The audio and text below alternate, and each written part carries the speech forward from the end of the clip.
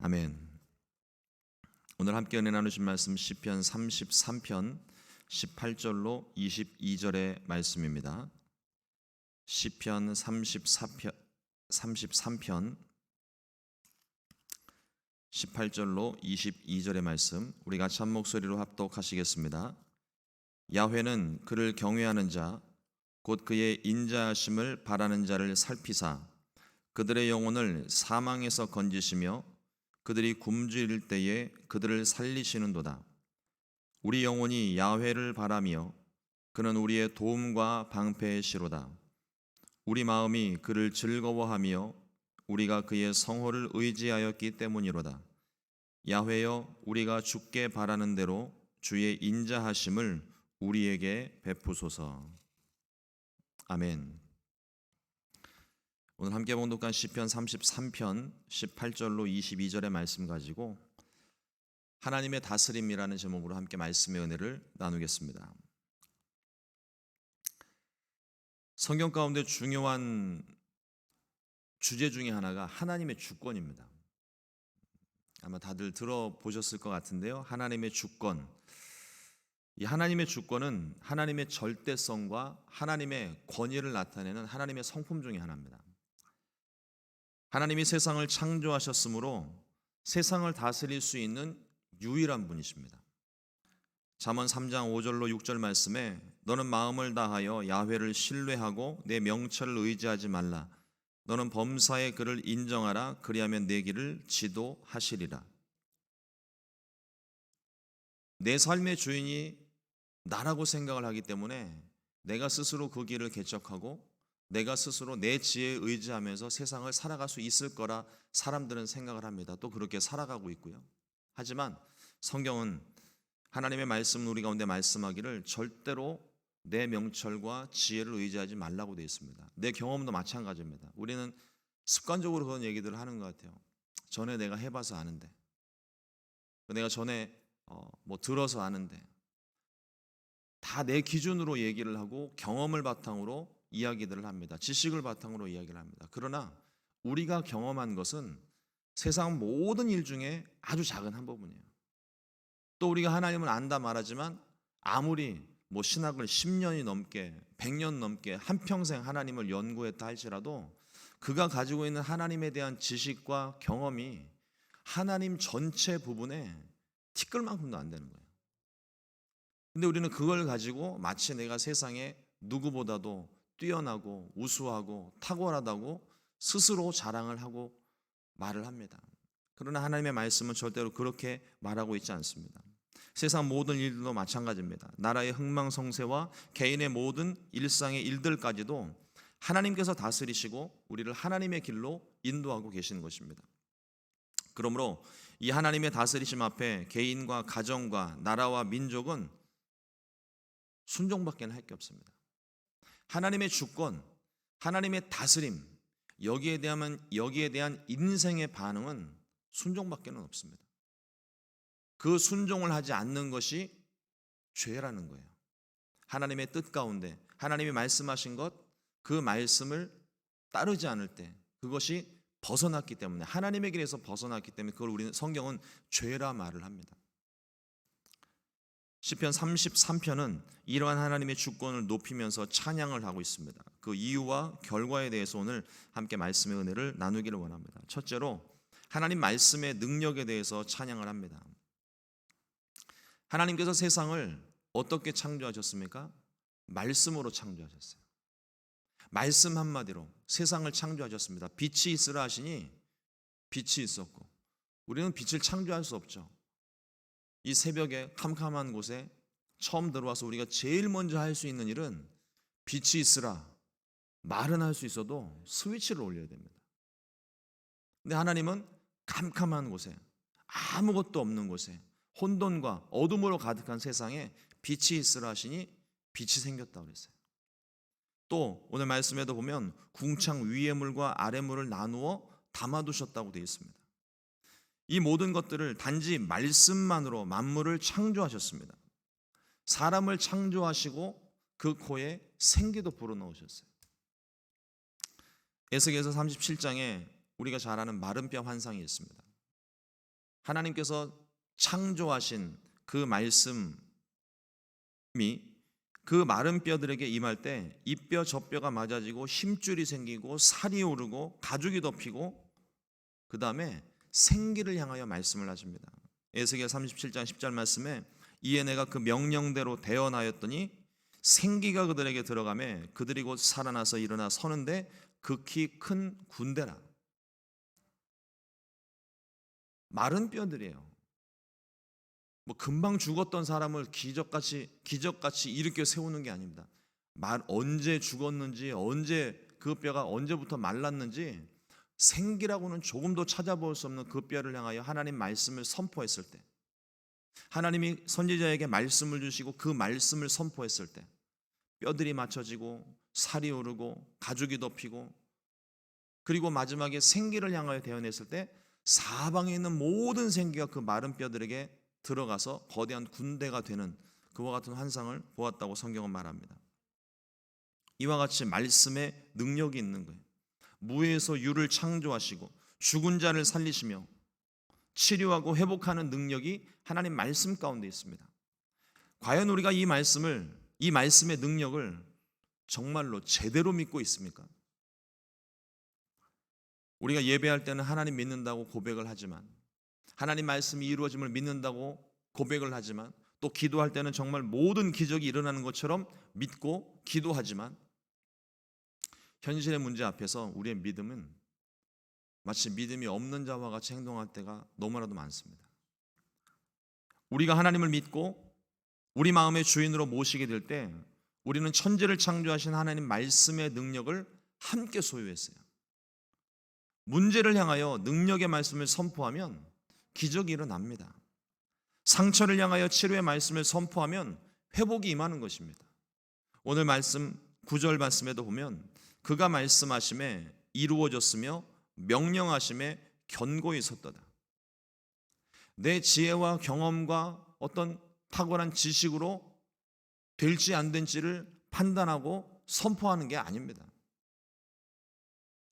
상황을 보면, 문제를 보면 정말 아무것도 일어나지 않을 것 같아요. 그러나 하나님의 말씀, 내게 주신 하나님 말씀, 믿어지는 그 말씀, 이 생명의 말씀을 가지고 내가 하나님을 대신하여 선포하게 될 때, 그때 하나님의 기적이 일어나는 거예요. 내 말이 아닙니다. 하나님의 말씀이 선포되는 거예요. 하나님의 말씀은 우리의 입술로 선포될 때 이루어집니다. 근데 이 선포는 나의 유익과 나의 바램을 위해서 내가 선포하는 게 아니에요. 전에도 말씀 한번 드린 적이 있었는데, 겨자씨 하나만한 믿음만 있어도 산을 옮기우리라 하는 그 말씀이 믿어져서 저 산을 옮기고 싶은 마음에 산을 향하여 아무리 외쳐댄들 산은 꿈쩍도 하지 않습니다. 그걸 실제로 하셨던 목사님의 간증이에요. 막 기도를 했더니 한 3, 4일 기도를 했는데 꿈쩍도 안 하더래요. 그래서 왜 안 됩니까? 하나님께 물었더니 그 산 옮겨서 뭐 하려고 물어보시더래요. 내 목적, 내가 되는지 안 되는지 해보고 싶은 마음에, 거기에는 하나님의 뜻이 전혀 없어요. 하나님의 뜻이 있어야 되고 그 뜻 가운데 내게 주신 말씀, 그 말씀을 가지고 선포할 때 기적이 일어난다는 겁니다. 죽은 자가 살아나는 것이 과연 가능합니까? 아니요. 그런데 예수님께서 뜻을 가지시고 하나님께서 나를 보내신 사실을 이 사람들에게 나타내시기 위해서 뜻을 세우시고 나사로를 부르셨을 때 죽은 지 나흘이나 됐던 나사로가 수건을 동인 채로 걸어 나오는 기적이 일어나잖아요. 예수님이어서가 아니라 예수님의 뜻이 거기 있었다는 겁니다. 분명한 하나님의 뜻과 목적이 있을 때 그 말씀이 선포되면 기적이 일어나는 거예요.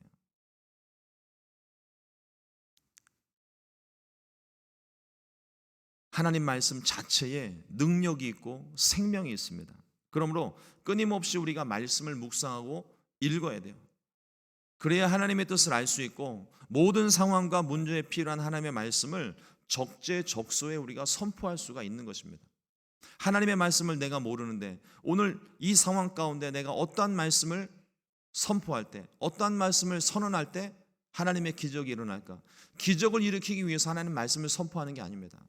그 상황에 내게 주시는 말씀, 이미 우리 가운데 주어진 이 완전한 말씀이 내 속에 있을 때에 그 말씀을 통하여 주께서 대언하라 하실 때, 성령께서 말씀하라 하실 때, 그때 기적이 일어난다는 거예요. 성전 미문에 앉아있던 그 안진뱅이를 향하여 베드로가 말한 것이 무엇입니까? 은과 금은 내게 없거니와 내게 있는 건 내게 주노니 곧 나사렛 예수 이름으로 일어나 걸으라. 성령이 그 마음 가운데 그 마음을 주셨잖아요. 아니, 멀쩡히 앉아있는 사람, 한 번도 걸어보지 못한 사람을 바라보고 내가 이 사람을 일으킬 만한 능력이 있을까 고민하고 기도하고 이렇게 세운 게 아니라는 거예요. 전혀 일어날 상상도, 한 번도 그런 생각을 해보지도 않은 상황이지만 그 길을 지나갈 때 성령 받은 베드로와 요한이 보니까 성령께서 주시는 마음이 있는 거예요. 일으켜야 되겠다, 일으켜 세워라.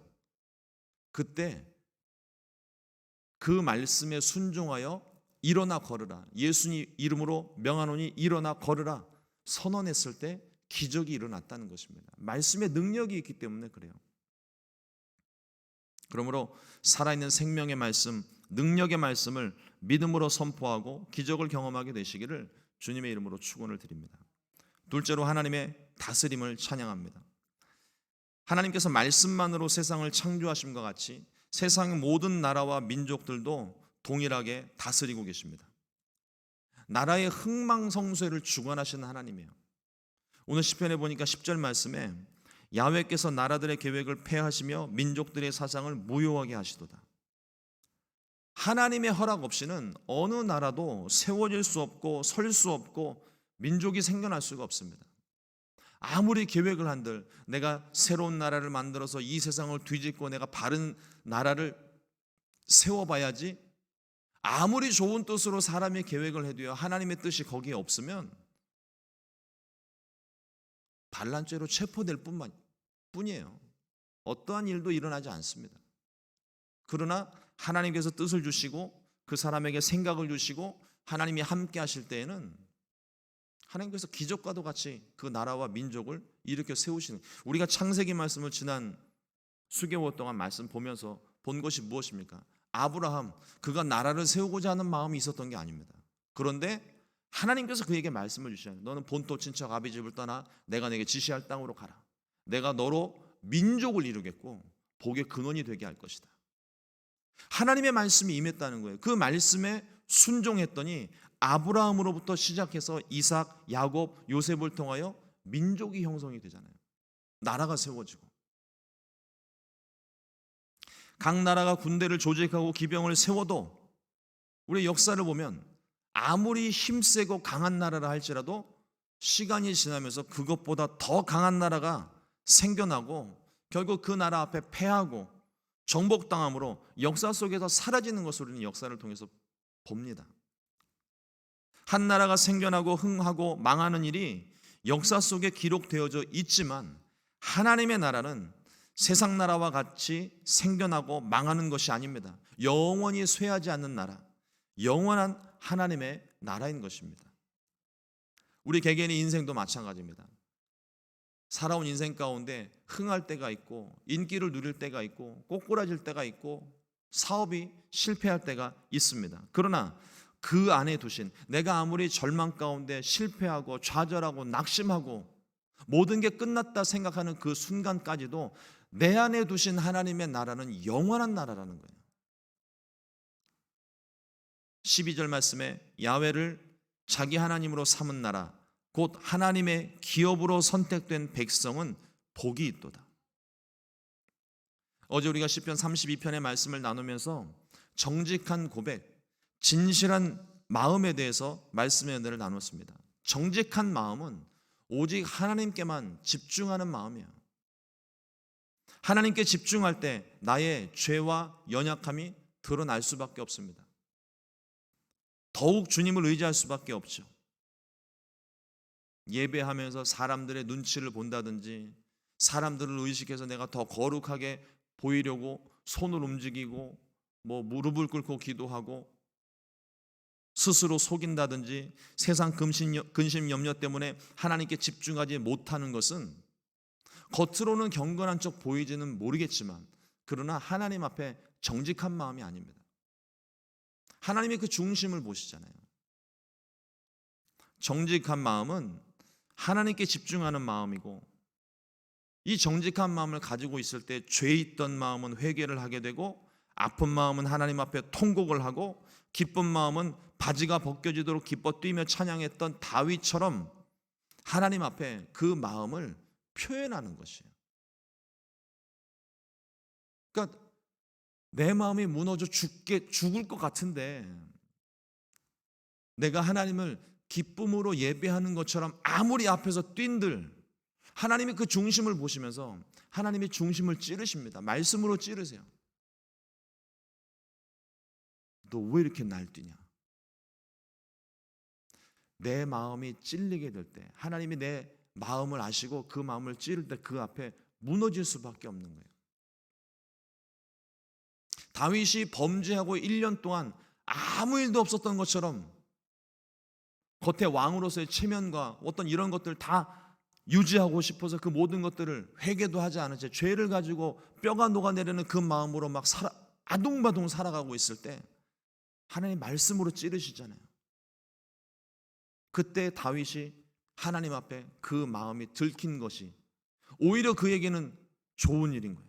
찔리고 나니까 무너질 수 있잖아요. 그것도 은혜라고요. 하나님 앞에 죄가 드러나는 것, 이것만큼 큰 은혜가 없습니다. 다윗이 그걸 누렸고 그 즐거운 마음으로 시편 32편의 말씀을 기록을 한 거예요. 하나님께 집중하고 하나님을 마음에 모신 사람은 결코 망하지 않습니다. 우리의 보여지는 삶은, 우리의 보여지는 형식적인 어떤 우리 눈에 보여지는 상황들은 망하는 것 같고 절망하는 것 같을지 모르지만 우리 마음에 두신 하나님의 나라, 우리 마음에 두신 정직한 마음은, 그 마음으로부터 시작된 하나님의 나라는 절대로 망하지 않습니다. 그 안에 영원하신 하나님 나라가 이미 임했기 때문입니다. 하나님께서 모든 상황에서 우리를 구원하시기 때문입니다. 이러므로 진실된 마음으로 하나님 말씀 앞에, 하나님의 그 다스림 앞에 순종하게 되시기를 주님의 이름으로 축원을 드립니다. 세 번째로 하나님의 눈을 찬양하고 있습니다. 하나님의 눈이 세상을 그리고 인생을 굽어 살펴보십니다.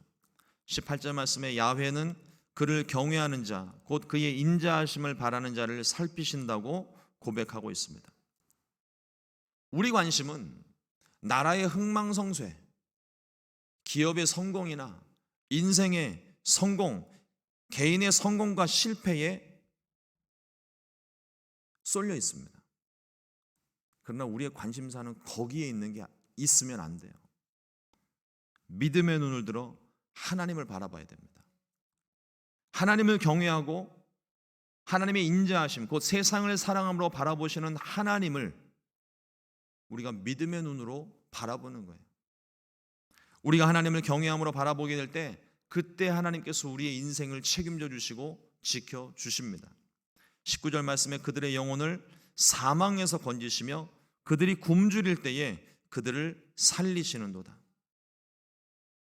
그러므로 우리를 지키시는 하나님, 우리를 살피시는 하나님을 바라보는 것이 우리의 기쁨이요 즐거움입니다. 기도하면 마음이 편안해지는 이유가 바로 그것이죠. 고난 중에 하나님을 구하였더니, 절망 중에 하나님을 바라보았더니 죽을 것만 같았던 마음이 온데간데 없이 사라지고 마음에 평안이 임하는 거예요. 기쁨이 충만해집니다. 이것이 우리의 간증 아닙니까? 그래서 우리가 목숨을 걸고 기도하는 거잖아요. 상황은 도저히 안 될 것 같은데 기도만 하면 이미 기도 속에서 모든 게 다 해결이 됐어요. 눈을 감고 기도하면은 하나님이 이루시는 모습이 자꾸만 눈에 보입니다. 근데 눈을 뜨면 또다시 현실 가운데 오죠. 기도를 계속 해야 되는 이유가 무엇이냐면 눈을 감았을 때는 하나님의 행하신 일을 보다가 눈을 뜨면 또 절망 가운데 빠졌다가 또 기도하면 희망으로 가득했다가 눈을 뜨면 절망했다가 기도하면 할수록 이 간격이 점점 좁혀지는 거예요. 나중에는 눈을 뜨고서도 하나님이 이루신 일을 바라보게 되고, 그런 말미암아 그것이 믿음의 눈으로 바라보는 것이 현실이 되는 거예요. 믿음은 바라는 것들의 실상이요 보이지 않는 것들의 증거라고 말했습니다. 기도하면서 믿음의 눈으로 바라보면 하나님께서 이미 모든 일을 이루신 것을 보게 되니까 우리의 마음에 기쁨과 평안이 넘치는 것입니다. 그래서 오늘 시편 기자는 처음부터 하나님을 찬양함으로 시작을 합니다. 1절과 2절 말씀에 너희 의인들아 야훼를 즐거워하라. 찬송은 정직한 자들이 마땅히 할 바로다. 수금으로 야훼께 감사하고 열줄 비파로 찬송할지어다.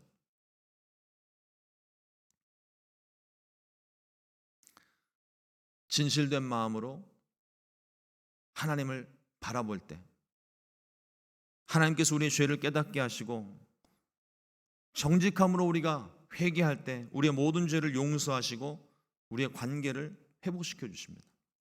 깨어진 관계 회복시켜 주시고, 절망적인 마음에 소망을 주시고, 죽어가는 심정에 생명을 더하셔서 우리로 살게 해주시는 것입니다. 우리가 하나님을 찬양하고 감사할 수 있는 불변의 조건, 하나님입니다.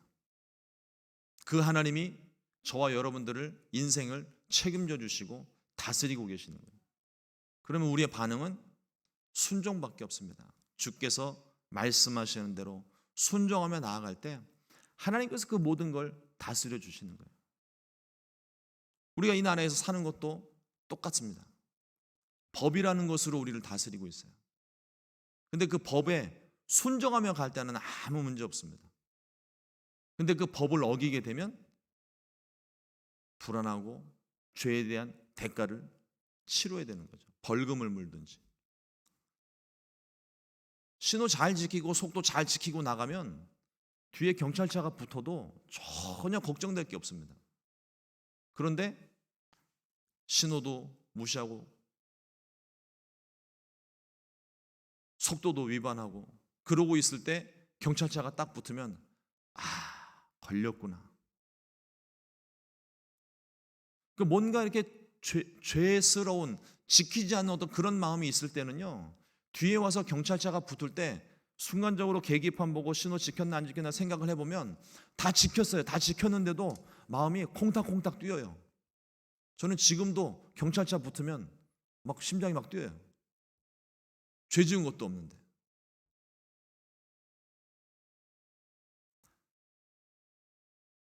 하나님 말씀에 순종하며 살아갈 때는 근심 걱정이 없습니다. 하나님 책임져 주실 걸 아니까. 오늘 하루 우리에게 주시는 하나님 말씀 가운데 순종하며 하나님의 다스림 속에 영원한 하나님의 나라를 누리며 살게 되시기를 주님의 이름으로 축원을 드립니다. 기도하겠습니다.